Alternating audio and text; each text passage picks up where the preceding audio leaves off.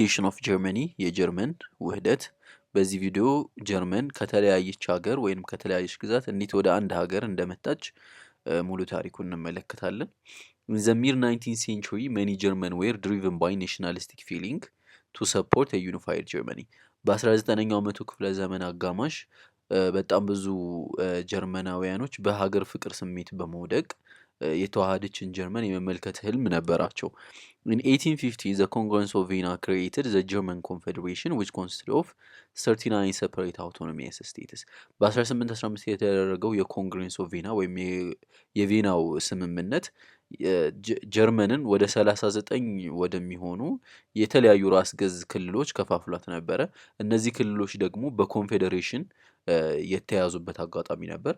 ባጭሩ ኮንፌዴሬሽን ማለት አውቶኖሚየስ ሲሆኑ ወይም ራስ ገዝ የሆኑ ክልሎች በወታደራዊ በኢኮኖሚያዊ እንዲሁም በተለያዩ ይዘቶች በሚተባበሩበት ወይም አንድ በሚሆኑበት ጊዜ ኮንፌዴሬሽን ይፈጥራሉ ማለት ነው። While the Austrian Empire usually dominated the German Confederation, the state of Prussia took the lead in unifying them into Germany. ኦስትሪያ ብትሆንም በጣም ብዙ የኮንፌዴሬሽን ስቴቶችን ወይም ብዙ ስቴቶችን ከ39ኙ ብዙውን ስቴቶች ይዛ የነበረችው ኦስትሪያ ብትሆንም ነገር ግን ጀርመንን ለማዋሃድ ፕሩሺያ ነበረች ዋናውን ሊድ የወሰደችው። ፕሩሺያ የት እንደምትገኝ በካርታ እንመለከታለን። The 1848 revolution failed to establish a unified German state. 1848 የተደረገው የጀርመን አብዮት ወድቋል። የወደቀበት ምክንያት ደግሞ ምንድን ነው? የትኛው የመንግስት ስርዓት ሀገሪቷን ይምራት በሚለው ነው። ዴሞክራሲያዊ ይሁን ሞናርኪያል ይሁን ማለት ንጉሳዊ ስርዓት ይሁን በሚለው ስላልተስማሙ የ1848 አብዮት ወደቀ ማለት ነው። ፕሩሺያ ማለት ይቺ ግዛት ነች። ፕሩሺያ የተለያዩ ወደ 39 የሚሆኑትን የጀርመን ስቴቶች ለማዋሃድ ዋናው ሚና የተጫወተችው ግዛት ወይንም ስቴት ነች። ኦስትሪያ እዚህ ትገኛለች። ሌሎቹን አንድ ባንድ ከታሪኩ ጋር እንመለከታቸዋለን።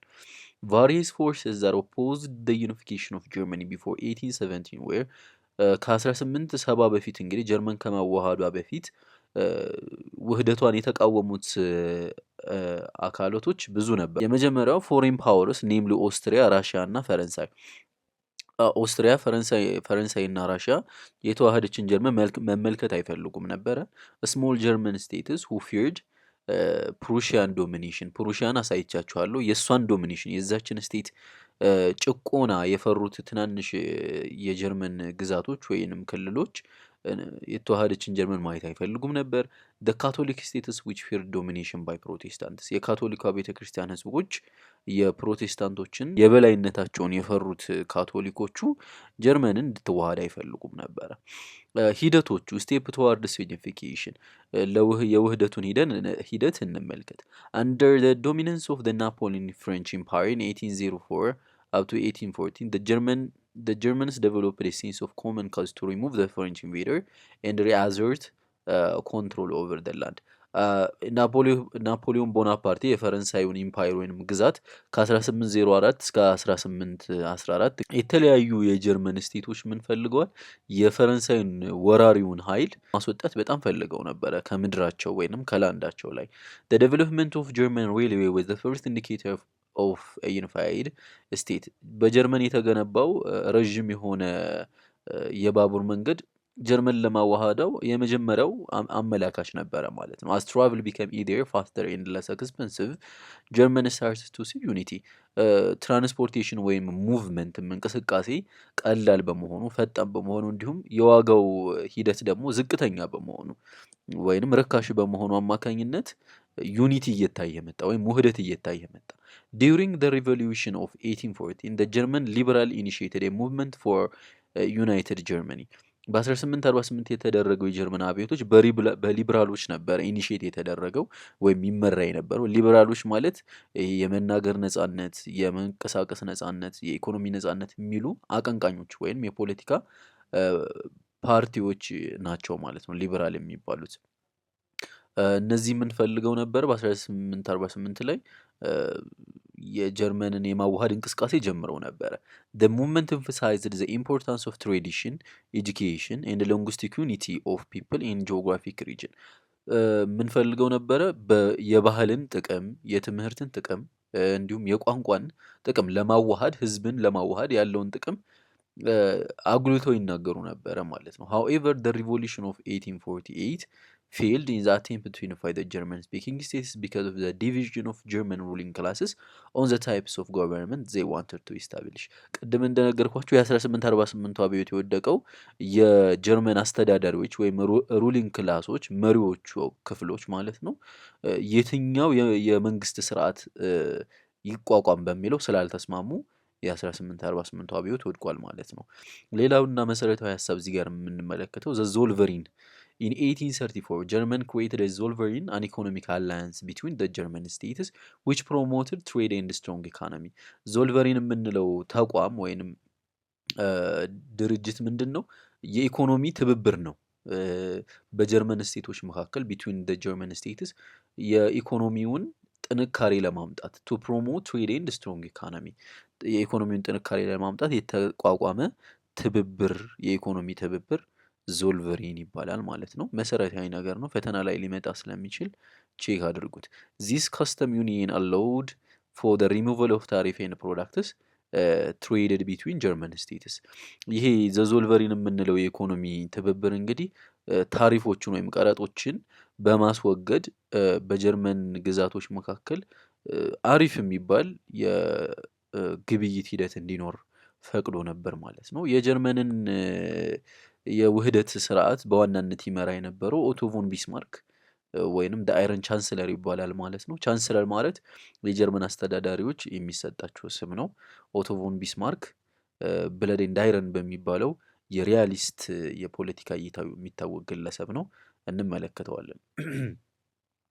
ቢስማርክስ ፕላን ፎር ጀርመኒ የቢስማርክ እቅዶች ጀርመንን ለማዋሃድ ይላል።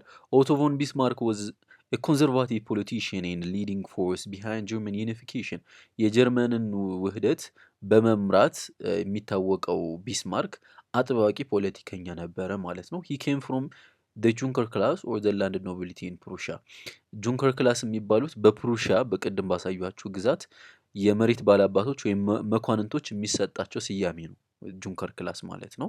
ሂ ዋዝ ፕሮሚነንት ፊገር ኢን ፕሩሻን ፖለቲክስ በፕሩሺያ ፖለቲክስ በዛች ስቴት ወይም በዛች ግዛት ፖለቲክስ ታዋቂ የነበረ ግለሰብ ነው። ኢን 1832 ዘ ኒው ፕሩሺያን ኪንግ ዊሊያም ደ ፈርስት ቾዝ ቢስማርክ አዘ ፕራይም ሚኒስተር 1862 ላይ የፕሩሺያው ኪንግ እንግዲህ ቢስማርክን ኦቶ ቮን ቢስማርክን እንደ ጠቅላይ ሚኒስትር አድርጎ ሾመው። ቢስማርክ ፌቨርድ ጀርመን ዩኒፊኬሽን አንደር ፕሩሺያን ሊደርሽፕ ቢስማርክ እንግዲህ የጀርመንን ውህደት በፕሩሺያዋ ግዛት እንዲመራ ይፈልግ ነበረ። ምክንያቱም ፕሩሺያ ወዘ ቬሪ ዌልዚ ጀርመን ስቴት ምክንያቱም ደግሞ ፕሩሺያ በጣም ሀብታምና በቂ ሀብት ያላት ክልል ስለሆነች ማለት ነው። ኢት ሃድ ኤ ላርጅ ኮይል ዲፖዚትስ ኢን ሮኸር ቫሊ ኤንድ ፍላወሪሺንግ አይሮን ኤንድ ስቲል ኢንዱስትሪ ማለት ነው።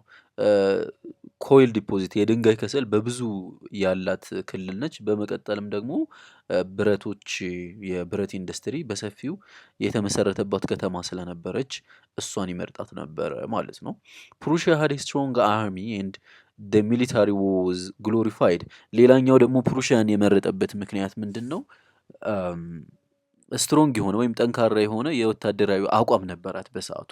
ኦቶ ቮን ቢስማርክ ሊድ ጀርመን ቱዋርድስ ዩኒፊኬሽን ዩዚንግ ሂዝ ፖለቲካል ፊሎሶፊ ኦፍ ሪል ፖለቲክ ኦር ዘ ፖለቲክ ኦፍ ሪያሊቲ ኤንድ ዘ ብለድ ኤንድ አይረን ፖሊሲ ኦፍ ኦር ሚሊተሪ ፓወር ይባላል። ኦቶ ቮን ቢስማርክ ጀርመንን ለማዋሃድ የተጠቀመው የፖለቲካ ፖሊሲ ሪያሊቲን ያማከለ ነው።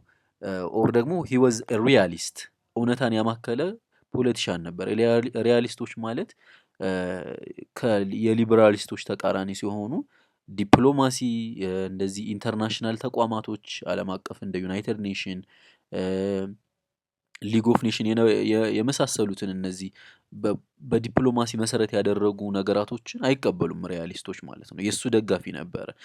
ሰው ጀርመንን ለማዋሃድ ኦቶ ቮን ቢስማርክ የተጠቀማቸው ሁለት መንገዶች ሪል ፖለቲክ እንዲሁም ብለድ ኤንድ አይረን ናቸው። ሶ ሪል ፖለቲክ ማለት ፐርዚው ጎልስ ባይ ኤኒ ሚንስ ነሰሰሪ ጎ ቱ ዋር ላይ ብሬክ ትሪቲስ። ሪል ፖለቲክ ማለት የትኛውንም አስፈላጊ ነገር ልታደርግ ትችላለህ የራስህን ጥቅም ለማስጠበቅ። ወደ ጦርነት ልትገባ ትችላለህ፣ ልትዋሽ ትችላለህ፣ ወይንም ደግሞ ስምምነቶችንም ልታፈርስ ትችላለህ። ሶ ይህ ፖሊሲ ሪል ፖለቲክ ይባላል። በለዴን ዳይነም ማለት ደግሞ ፖሊሲ ዩዚንግ ሚሊተሪ ፓወር ቱ አቺቭ ዩኒፊኬሽን ኦፍ ጀርመኒ። ኦቶ ቮን ቢስማርክ የተጠቀመው ፖሊሲ ነበረ። ያም ደግሞ ምንድን ነው የወታደራዊ አቅምን በማሳየት ወይም ወታደሮችን በመጠቀም ዩኒፋይ ያደረገበት ሲስተም ነበር ማለት ነው። ጀርመን ዩኒፊኬሽን ዋዝ አቺቭድ ባይ ዘ ፎርስ ኦፍ ፕሩሺያ። የጀርመን ውህደት በቅድም እንደነገርኳችሁ በፕሩሺያ ኃይል ነበረ የተዋሃደችው። the unification movement was enforced from top down product of Prussian royal policies። የጀርመን ዩኒፊኬሽን ቶፕ ዳውን ነው፣ ከላይ ከገዢው ማህበረሰብ ወይንም ከመሪዎቹ ወደ ታች የወረደ የውህደት ስርዓት ነበር የተከተሉት። ኦቶ ቮን ቢስማርክ ሌድ ጀርመን ዩኒፊኬሽን ባይ አፒሊንግ ቱ ኔሽናል ፊሊንግ ኤንድ ትሩ ዘ ፎሎዊንግ ትሪ ዋርስ።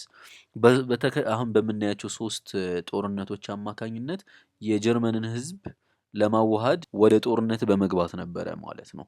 ሶ ጀርመንን ለማዋሃድ 3 ጦርነቶችን አድርጓል ኦቶ ቮን ቢስማርክ። የመጀመሪያው ዘ ዴኒሽ ዋር 1864 አጌንስት ዴንማርክ፣ ከዴንማርክ ጋር የተደረገ ጦርነት ነው። ዘ 7 ዊክስ ዋር የ7 ሳምንቱ ጦርነት ከኦስትሪያ ጋር የተደረገ ጦርነት ነው በ1866።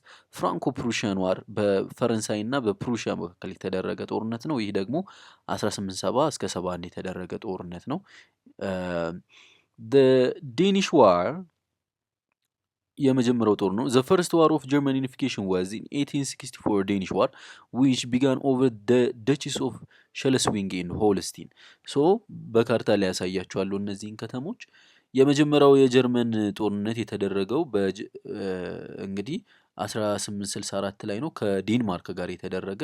ሶ ይህ ጦርነት ሸለስዊንግን እና ሆልስቲንን ለማግኘት የተደረገ ጦርነት ነው። አዘ ሪዛልት ኦፍ ዘ ዋር ሸለስዊንግ ዋዝ ጊቨን ቱ ፕሩሺያ፣ ሸለስዊንግ ለፕሩሺያ ተሰጠች። ዋይል ኦስትሪያ ኬፕት ሆለስቲንን ደግሞ ኦስትሪያ ያዘቻት ማለት ነው። ሁለተኛው ጦርነት ዘ ኦስትሮ ፕሩሺያን ዋር ኦፍ 1866 በኦስትሪያ እና በፕሩሺያ መካከል የተደረገ ጦርነት ነው። ዘ 7 ዊክስ ዋር ይባላል። which was a war between Prussia and Austria was not simply to control the territory of ሸለስዊንግ and ሆልስቲን ማለት ነው።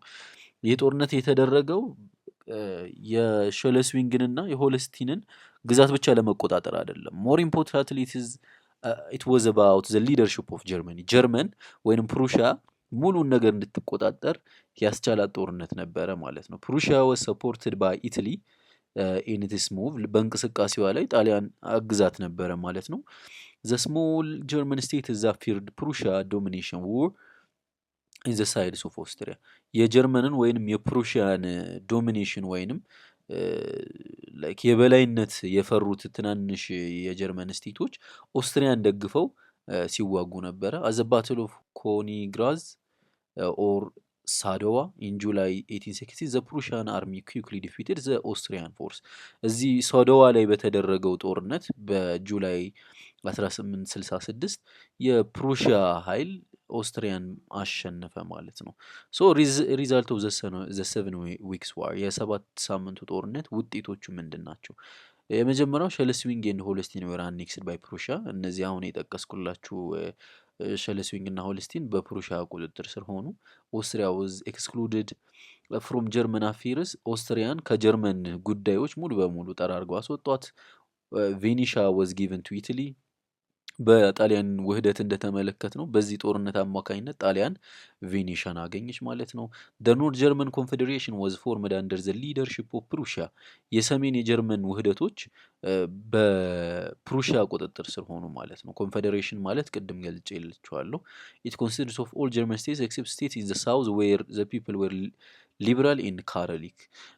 የደቡቡ ፓርት ግን ካቶሊክ እና ሊበራሎች ወይንም ቅድም እንደጠቀስኩላችሁ ይሄ የመናገር የኢኮኖሚ ነጻነት ብለው የሚደግፉት ሊበራሎች በደቡቡ በመገኘታቸው በደቡቡ የጀርመን ክፍል አልተዋሃዱም ነበር በሰዓቱ ማለት ነው።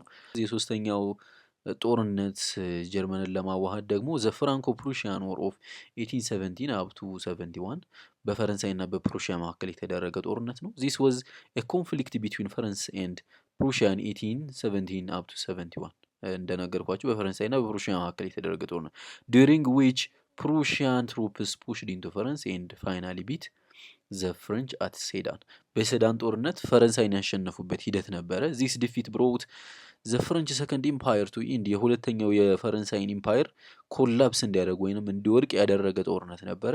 The proclamation of a new German empire at Versailles was pinnacle of Bismarck's effort to unite Germany. የጀርመንን ውህደት እንግዲህ የገለጹት በቨርሳይልስ ነው። ቨርሳይልስ የምትባለዋ ከተማ የፈረንሳይ ከተማ ስትሆን ከአሁኗ ፓሪስ በቅርብ ርቀት የምትገኝ ከተማ ናት። እዛ ሂደው ጦርነቱን ካሸነፉ በኋላ ታች ጋር እንደምንመለከተው ነበረ የሀገር ነጻነታቸውን ያወጁት። ይህ ለፈረንሳይ ትልቅ ውርደት ነበረ ማለት ነው። ሶ ወደዚህ ጦርነት እንዴት ፈረንሳይ ሊያስገባት ቻለ ቢስማርክ? ትልቅ ፖለቲካዊ ስልትን ነው የተጠቀመው። ቱ ፕሮቮክ ፈረንስ ቱ ዲክሌር ዋር ኦን ፕሩሺያ፣ በፕሩሺያ ላይ ጦርነት እንድታውጅ ፈረንሳይ። ቢስማርክ ፐብሊሽድ ዘ ኢኤምኤስ ቴሌግራም a carefully edited version of conversation between King William and the French ambassador to Prussia. ቢስማርክ ቴሌግራም ጻፈ ወይንም ፐብሊሽ አደረገ፣ በጋዜጣ ላይ አተመ። ያ ጋዜጣ ምን ይላል? ዊሊያም የፕሩሺያው ኪንግ እና የፈረንሳዩ አምባሳደር አልተስማሙም ወይንም ተጣልተዋል፣ ተሰዳድበዋል የሚል ተናንቀዋል የሚል